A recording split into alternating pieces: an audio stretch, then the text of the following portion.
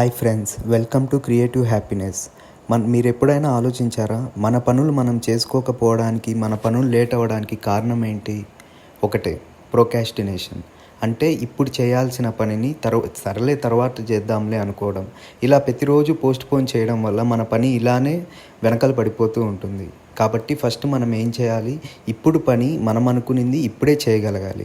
అలా చేయగలిగినప్పుడు మన పని తొందరగా కంప్లీట్ అవుతుంది. మనం నెక్స్ట్ చేయాల్సిన పని కూడా తొందరగా కంప్లీట్ చేయొచ్చు. దీనివల్ల ఏమవుతుందంటే మనకి ఎంతో టైం కలిసి వస్తుంది. మనం ఇంకా అందరికన్నా ముందుంటాం.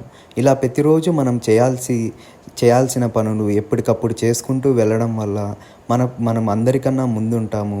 మనకి ఇంకా ఎక్కువ టైం మిగులుతుంది. ఆ టైంలో మనం ఏం చేయాలి అని ఆలోచిస్తే కొత్త ఆలోచనలన్నీ వస్తాయి.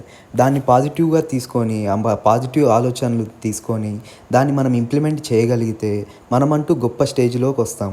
మన లేజినెస్ పోయి మనం అనుకున్న పని త్వరగా చేయాలంటే మనకు ఆ పనిపైన క్లారిటీ ఉండాలి. క్లారిటీ ఉండడం వల్ల ఏమవుతుంది? మనకంటూ ఒక మంచి వ్యూజన్ వస్తుంది. వ్యూజన్ రావడం వల్ల మనలో మోటివేషన్ పెరిగి మనల్ని మనం మోటివేట్ చేసుకుంటూ ఉండాలి.